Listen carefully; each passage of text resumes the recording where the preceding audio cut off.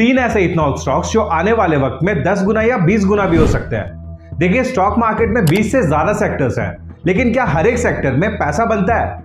बिल्कुल नहीं। हमारी सबसे बड़ी गलती ये होती है कि हम उन सेक्टर्स में इन्वेस्ट करते हैं जिसमें कुछ बड़ा हो चुका होता है, लेकिन असल पैसा उन सेक्टर्स में है जिसमें या तो कुछ बड़ा होने वाला है या फिर कुछ बड़ा होना शुरू हुआ है।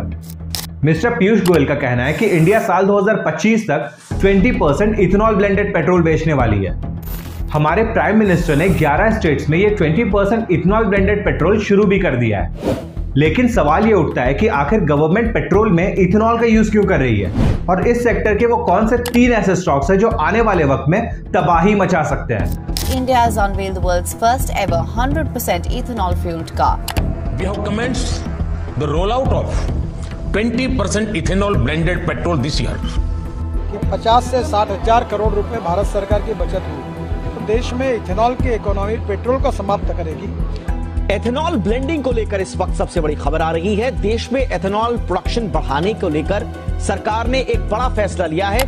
20% बायोफ्यूल ब्लेंडिंग जो हमने 2030 तक करनी थी वो हम कर रहे हैं ऑलरेडी 2024-25 तक। The car is currently running on an 85% ethanol mix and it feels just like regular petrol. देखिए, पेट्रोल में इथेनॉल को ब्लेंड करने के दो मेन रीजंस हैं। पहला, इंडिया ने पेरिस में हुए एक समिट में यह कमिटमेंट किया कि साल 2070 तक हम अपने नेट कार्बन एमिशन को जीरो कर देंगे। लेकिन देखा जाए तो पेट्रोल के मुकाबले कोल तो कई गुना ज्यादा कार्बन एमिट करता है, तो इंडिया ने पेट्रोल के यूज को कम करने का डिसीजन क्यों लिया? देखिए, इसी में छुपा है इसका दूसरा मेन रीजन। देखिए, क्रूड ऑयल के इंपोर्ट को गवर्नमेंट कम से कम करना चाहती है, क्योंकि क्रूड ऑयल को इंपोर्ट करने में इंडिया को 8 लाख करोड़ का खर्च आता है, और पेट्रोल में इथेनॉल को ब्लेंड करने से क्रूड ऑयल का इंपोर्ट भी कम होगा और इससे देश का पैसा भी बचेगा। और इथेनॉल के इस बढ़ते डिमांड की वजह से पूरे शुगर इंडस्ट्री में एक रेवोल्यूशन आ गया है, क्योंकि इथेनॉल शुगर को ही फर्मेंट करने से बनता है। इंडिया दुनिया की सबसे बड़ी शुगर प्रोड्यूसिंग कंट्री है और दूसरी सबसे बड़ी शुगर एक्सपोर्टिंग कंट्री भी है। और वहीं इंडिया के अंदर देखा जाए तो उत्तर प्रदेश इंडिया में सबसे ज्यादा शुगर प्रोड्यूस करने वाला स्टेट है। अब यहां ज्यादातर लोग ये गलती करते हैं कि वो किसी भी ठीक ठाक शुगर स्टॉक में इन्वेस्ट कर देते हैं। वो ये नहीं देखते कि उस कंपनी का कितना % रेवेन्यू इथेनॉल से आ रहा है। हम यहाँ शुगर सेक्टर के स्टॉक्स नहीं देख रहे हैं, बल्कि इथेनॉल के स्टॉक्स देख रहे हैं। हम वैसी कंपनीज में इन्वेस्ट करना चाहते हैं जिसका 20% या उससे ज्यादा रेवेन्यू इथेनॉल से आता हो। इससे पहले कि मैं आपको स्टॉक्स के नाम बताऊं, आपसे एक छोटी सी रिक्वेस्ट है। देखिए, इस तरीके के वीडियोस बनाने में बहुत ही ज्यादा रिसर्च और बहुत ही मेहनत लगती है, और उसके कंपैरिजन में मेरे सब्सक्राइबर्स कुछ भी नहीं है। तो अगर ये वीडियो आपको अच्छी लग रही है तो इस वीडियो को प्लीज लाइक कीजिए and please do consider subscribing this channel. और इस वीडियो में मैंने जितने भी स्टॉक्स के नाम लिए हैं वो मेरे अपनी रिसर्च है, और ये वीडियो एक एजुकेशनल पर्पस के लिए, ये कोई बाय सेल रिकमेंडेशन नहीं है। तो किसी भी स्टॉक को खरीदने से पहले अपने फाइनेंशियल एडवाइजर की सलाह जरूर लें। इस लिस्ट का सबसे पहला स्टॉक है द्वारिकेश शुगर। ये कंपनी मेजरली शुगर और इथेनॉल प्रोड्यूस करती है, लेकिन इस कंपनी का पावर जनरेशन में भी एक बहुत ही इंपॉर्टेंट रोल है। इस कंपनी का 72% रेवेन्यू शुगर सेक्टर से आता है, 25% इथेनॉल सेक्टर से और 3% पावर जनरेशन से आता है। यानी कि इस कंपनी का 1/4 रेवेन्यू इथेनॉल प्रोडक्शन से आता है, जो कि अपने में ही एक बहुत ही बड़ा नंबर है, और कंपनी इस रेवेन्यू को और भी बढ़ाने का प्लान कर रही है। ये कंपनी अपने 83% प्रोडक्ट्स इंडिया में सेल करती है और 17% एक्सपोर्ट करती है। इस कंपनी के पास उत्तर प्रदेश में 3 मैन्युफैक्चरिंग यूनिट्स हैं, और इस कंपनी की सबसे इंपॉर्टेंट प्रायोरिटी है कि वो अपने इथेनॉल से आने वाले रेवेन्यू को ज्यादा से ज्यादा बढ़ा सके, और इसके लिए कंपनी द्वारिकेश धाम में एक डिस्टिलरी भी सेटअप कर रही है, जिसकी कैपेसिटी है कि वो हर दिन 1,75,000 लीटर्स इथेनॉल प्रोड्यूस कर सकती है। ये कंपनी हर दिन 21,500 टन शुगरकेन क्रश करती है, और शुगरकेन से शुगर का यील्ड जनरली 1% होता है। यानी कि 100 किलो शुगरकेन को अगर क्रश किया जाए तो उससे 1 किलो शुगर बनता है। तो उस हिसाब से ये कंपनी हर दिन 215 टन शुगर प्रोड्यूस करती है। अगर इथेनॉल की बात की जाए तो ये कंपनी हर दिन 3,50,000 लीटर्स इथेनॉल प्रोड्यूस करती है, और उसके ऊपर ये कंपनी 96 मेगावाट्स की बिजली प्रोड्यूस करती है। साल 2018 में ये कंपनी 1 लीटर इथेनॉल को 38 रुपए में बेचती थी, वहीं आज ये कंपनी उतनी ही इथेनॉल को 65 रुपए में बेच पाती है। इससे हमें समझ आता है कि ये कंपनी अपने क्लाइंट से ज्यादा दाम लेना जानती है।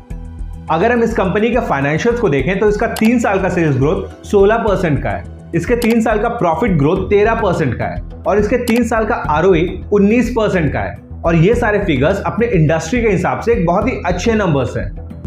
कंपनी का कहना है कि वो अगले साल अपने इथेनॉल के ईयरली प्रोडक्शन को 11 करोड़ लीटर तक पहुंचाएंगे। इस लिस्ट की अगली स्टॉक है EID पैरी। ये कंपनी शुगर, इथेनॉल और न्यूट्रास्यूटिकल्स प्रोड्यूस करती है। न्यूट्रास्यूटिकल्स वैसे फूड प्रोडक्ट्स को कहा जाता है जिसमें मेडिसिनल प्रॉपर्टीज होती है, जैसे कि जिंक्सन, अश्वगंधा, शतावरी, स्पाइरुलिना वगैरह वगैरह। इस कंपनी का 70% रेवेन्यू शुगर से आता है, 22% इथेनॉल से, 6% पावर जनरेशन से और 2% न्यूट्रास्यूटिकल्स से आता है। ये कंपनी 40 कंट्रीज में अपने प्रोडक्ट्स को एक्सपोर्ट करती है और इसका 6% रेवेन्यू इसके एक्सपोर्ट से आता है।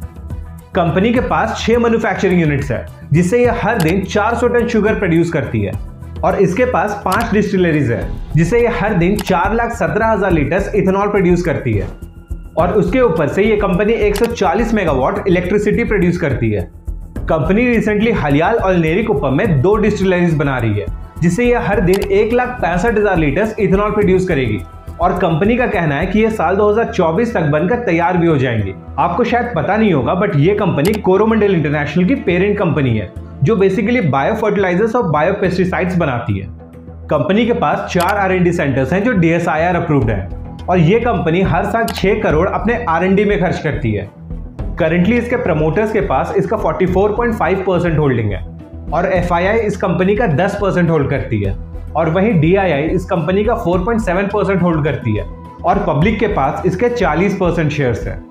अगर हम इस कंपनी के 3 साल के सेल्स ग्रोथ की बात करें तो वो है 27% का, इसके 3 साल का प्रॉफिट ग्रोथ है 26% का और इसका ROE है 16% का। साल 2021 में जहां इस कंपनी का नेट प्रॉफिट 1000 करोड़ था, इसका कैश फ्रॉम ऑपरेशन 4700 करोड़ था और साल 2022 में जहां इसका नेट प्रॉफिट 1574 करोड़ था, इसका कैश फ्रॉम ऑपरेशन लगभग 2300 करोड़ था। और वहीं साल 2023 में जहां इसका नेट प्रॉफिट 1800 करोड़ था, इसका कैश फ्रॉम ऑपरेशन लगभग 350 करोड़ था। अब चलते इस लिस्ट के आखिरी स्टॉक पे, जो है त्रिवेणी इंजीनियरिंग। ये कंपनी इंडिया में इथेनॉल की सबसे बड़ी सप्लायर है और इंडिया में शुगर प्रोड्यूस करने वाली ये तीसरी सबसे बड़ी कंपनी है। इसका 66% रेवेन्यू शुगर प्रोडक्शन से आता है, 21% इथेनॉल से, 6% पावर जनरेशन से और 7% दूसरे अलग सेगमेंट से। कंपनी के पास 7 सर्टिफाइड शुगर प्लांट्स हैं, जो हर दिन लगभग 610 टन शुगर प्रोड्यूस करते हैं और वहीं ये कंपनी 105 मेगावाट की बिजली प्रोड्यूस करती है। अगर बात करें इथेनॉल की, तो इस कंपनी के पास इसके 4 प्रोडक्शन यूनिट्स हैं, जो हर दिन लगभग 6,60,000 लीटर इथेनॉल प्रोड्यूस करती है और कंपनी का कहना है कि वो इस कैपेसिटी को बढ़ाकर 11 लाख लीटर तक ले जाना चाहती है। कंपनी के 3 साल का सेल्स ग्रोथ 8% है, इसके 3 साल का प्रॉफिट ग्रोथ 17% है और इसके 3 साल का ROE 23% है। साल 2021 में जहां इस कंपनी की नेट प्रॉफिट 295 करोड़ थी, इसका कैश फ्रॉम ऑपरेशन लगभग 800 करोड़ था और साल 2022 में जहां इस कंपनी का नेट प्रॉफिट 424 करोड़ का था, इसका कैश फ्रॉम ऑपरेशन लगभग 173 करोड़ का था। वहीं साल 2023 में जहां इसकी नेट प्रॉफिट लगभग 1800 करोड़ की थी, इसका cash from operation approximately 400 crore का था। इथेनॉल के अलावा एक ऐसा सेक्टर है जो गवर्नमेंट का फेवरेट सेक्टर है और गवर्नमेंट ने इस साल इस सेक्टर में 35,000 करोड़ एलोकेट करने का प्लान किया है और उस सेक्टर का नाम है EV। अगर आपको EV सेक्टर के बारे में और ज्यादा जानना है और इसके 5 बेहतरीन स्टॉक्स के बारे में जानना है, तो सजेशन में आ रही इस वीडियो को पूरा देखिए।